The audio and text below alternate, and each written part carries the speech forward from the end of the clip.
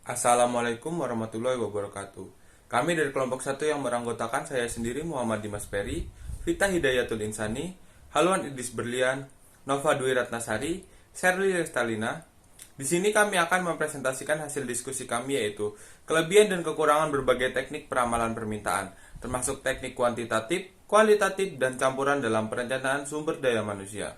Dengan dosen pengabu Miss Larasati Ahluwalia, SEMSC. Apa itu teknik peramalan permintaan? Teknik peramalan permintaan adalah metode yang digunakan untuk memprediksi permintaan di masa depan. Selanjutnya, untuk lebih detail mengenai teknik-teknik peramalan akan disampaikan oleh teman saya. Di sini saya akan menjelaskan teknik peramalan permintaan, analisis teknik kuantitatif. Sebenarnya apa sih penjelasannya? Teknik peramalan permintaan dalam konteks teknik kuantitatif adalah suatu pendekatan yang menggunakan data historis atau numerik untuk memprediksi tingkat permintaan di masa depan. Teknik ini bergantung pada analisis statistik dan matematika untuk menghasilkan perkiraan yang akurat. Berikut beberapa teknik peramalan permintaan yang umum digunakan dalam analisis teknik kuantitatif meliputi: yang pertama yaitu metode rata-rata sederhana. Metode ini melibatkan menghitung rata-rata dari data historis untuk memprediksi permintaan di masa depan. Yang kedua yaitu metode exponential smoothing. Metode ini memberikan bobot yang berbeda pada pengamatan waktu yang lebih baru sehingga memberikan lebih banyak perhatian pada data terbaru. Yang ketiga yaitu metode dekomposisi waktu. Teknik ini memecahkan data waktu menjadi komponen tren, musiman, dan acak, dan kemudian meramalkan masing-masing komponen secara terpisah sebelum menggabungkannya untuk menghasilkan perkiraan akhir. Yang keempat yaitu regresi linier.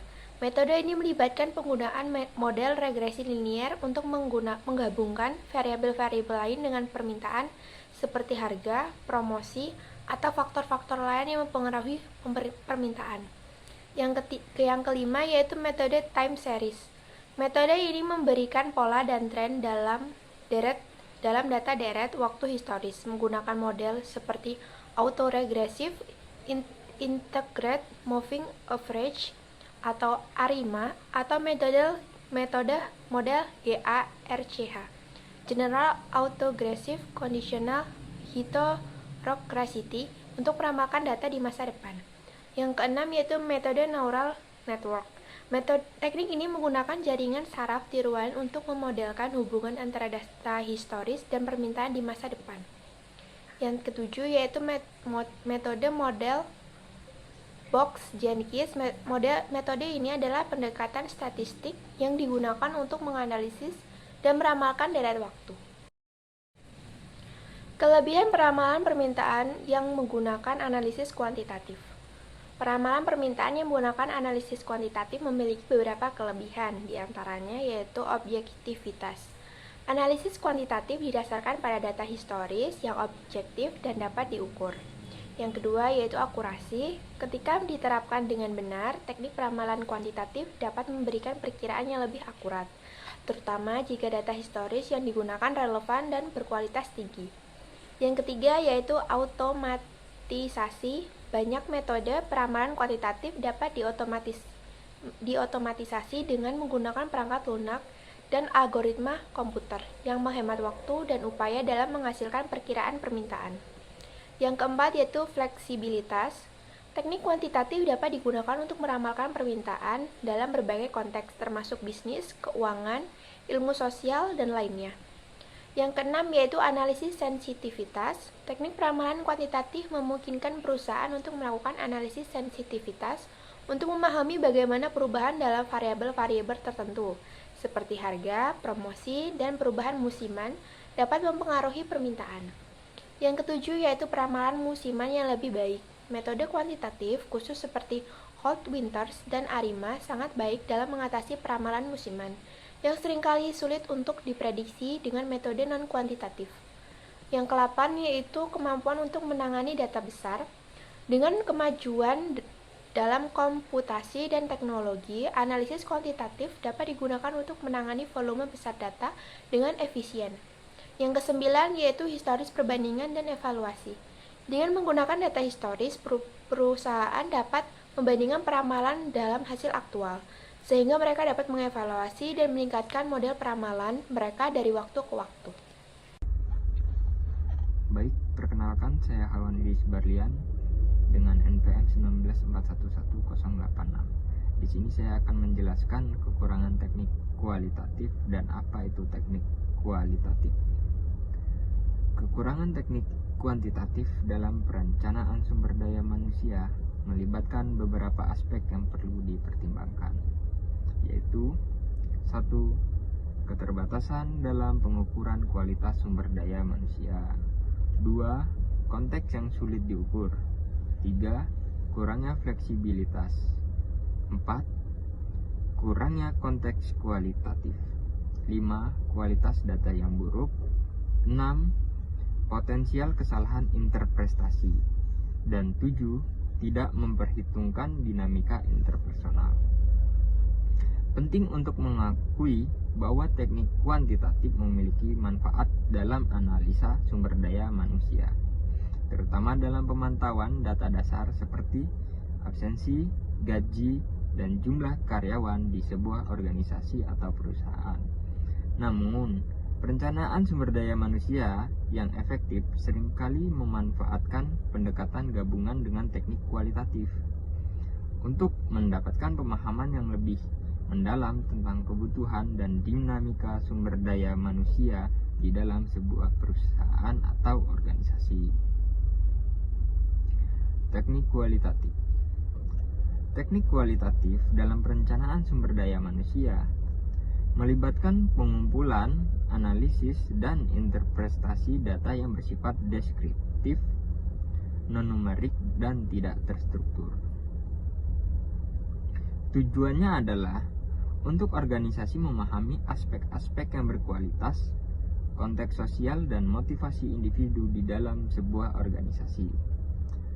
Keuntungan teknik kualitatif dalam perencanaan sumber daya manusia adalah kemampuannya untuk menggali nuansa dan konteks yang tidak dapat diukur secara kuantitatif.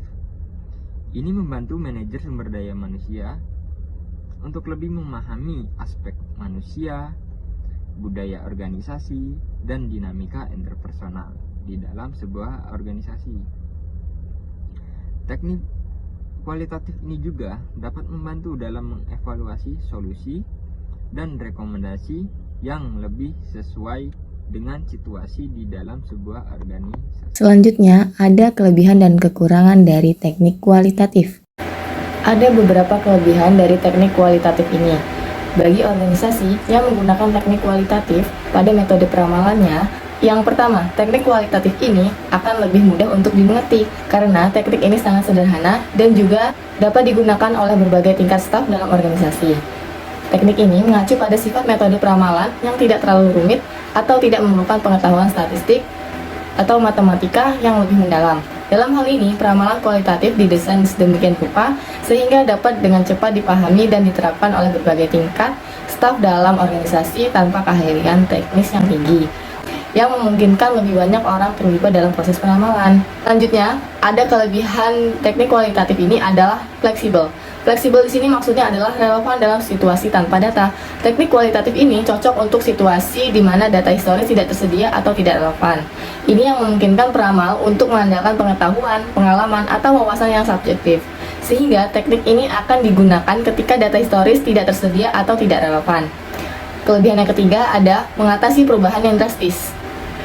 Teknik kualitatif ini dalam situasi di mana ada perubahan besar dalam lingkungan atau pasar, teknik ini dapat lebih efektif dalam mengantisipasi perubahan tersebut tanpa mengandalkan data historis. Selain kelebihan dari teknik kualitatif ini, ada pun kekurangan dari teknik kualitatif. Yang pertama, teknik kualitatif ini bersifat subjektif. Subjektif di sini maksudnya adalah teknik kualitatif ini cenderung akan lebih bergantung pada penilaian individu yang dapat menghasilkan peramalan yang kurang akurat. Subjektif di sini merujuk pada fakta bahwa peramalan dibuat berdasarkan penilaian, wawasan, ataupun pengetahuan subjektif seorang individu atau kelompok, tanpa mengandalkan data numerik atau statistik yang kuat. Kekurangan yang kedua ada tidak memanfaatkan data historis. Metode ini tidak memanfaatkan data sejarah yang dapat mengakibatkan kurangnya pemahaman tentang tren dan pola permintaan. Penggunaan teknik kualitatif ini tanpa data historis membutuhkan penilaian yang cermat, serta pengumpulan wawasan dan juga perspektif yang kuat dari individu yang terlibat dalam proses peramalan. Meskipun ini dapat bermanfaat dalam situasi tertentu, biasanya teknik kualitatif ini kurang akurat dibandingkan dengan teknik peramalan kuantitatif yang didasarkan pada data historis yang dapat diukur secara objektif. Kekurangan yang ketiga, adanya tidak akurat. Tidak akurat ini dimaksudkan adalah karena pada teknik kualitatif ini banyak ditemukan kekurangan data empiris yang menyebabkan teknik kualitatif ini seringkali tidak akurat dalam memprediksi permintaan dibandingkan dengan teknik kuantitatif yang didasarkan pada data historis. Keakuratan peramalan kualitatif sangat bergantung pada keputusan dan penilaian manusia. Jika orang yang terlibat dalam proses ini membuat kesalahan dalam penilaian atau analisis, maka peramalan dapat menjadi tidak akurat. Yang keempat, adanya kesulitan dalam mengukur hasil. Maksudnya adalah hasil dari teknik kualitatif ini sulit untuk diukur atau dievaluasi secara objektif sehingga sulit untuk memperbaiki atau meningkatkan model peramalan. Yang kelima, adanya biaya waktu dan juga sumber daya. Jadi, pada peramalan kualitatif ini dapat memakan waktu dan sumber daya yang signifikan karena melibatkan proses konsultasi, wawancara, dan juga analisis yang secara subjektif dan juga mendalam. Selanjutnya saya akan menjelaskan mengenai teknik campuran dalam perencanaan sumber daya manusia. Teknik campuran yaitu penggabungan antara teknik kuantitatif dan kualitatif. Teknik campuran dapat digunakan untuk menguji keakuratan ramalan. Jika kedua metode menghasilkan perkiraan yang sama, maka perencana akan lebih yakin terhadap hasilnya. Namun, jika satu metode memberikan hasil yang sangat berbeda dengan metode lainnya, maka perlu untuk mencoba memahami di mana perbedaan asumsi yang menyebabkan perbedaan dalam perkiraan tersebut. Dengan menggunakan kedua metode analisis yaitu teknik kuantitatif dan kualitatif, maka perencana dapat memperoleh pemahaman yang lebih banyak dan rinci mengenai permintaan tenaga kerja dan bagaimana faktor-faktor yang mempengaruhi permintaan dapat mengubah perkiraan tersebut. Perbedaan data peramalan kuantitatif dan kualitatif yaitu dapat memberikan informasi yang saling melengkapi. Jenis data yang digunakan untuk setiap jenis analisis berbeda-beda, dan perbedaan ini menyebabkan perbedaan perspektif terhadap suatu permasalahan. Secara umum, metode kuantitatif dan kualitatif dapat dibandingkan berdasarkan jenis data yang digunakan untuk masing-masing metode. Jenis hasil teknik kuantitatif yaitu berupa perkiraan numerik dan detail, sedangkan teknik kualitatif yaitu informasi lebih spesifik dan dapat dengan mudah digunakan untuk menghasilkan rencana pengembangan sistem sumber daya manusia. Kemudian, kelebihan dari teknik campuran yaitu dapat memberikan pemahaman yang lebih komprehensif tentang masalah yang sedang diteliti, dan juga dapat memberikan gambaran data yang lebih lengkap serta memberikan perkiraan yang lebih akurat tentang masalah yang sedang diteliti. Sedangkan kekurangannya yaitu peneliti mungkin memiliki preferensi terhadap satu metode daripada yang lain, yang dapat mengarah pada kepentingan pribadi dalam penelitian. Serta dengan menggabungkan metode yang berbeda, maka dapat menjadi rumit dan memakan waktu. Jadi, kesimpulan dari materi yang telah kelompok kami sampaikan adalah kelebihan dan kekurangan teknik kuantitatif dalam perencanaan sumber daya manusia.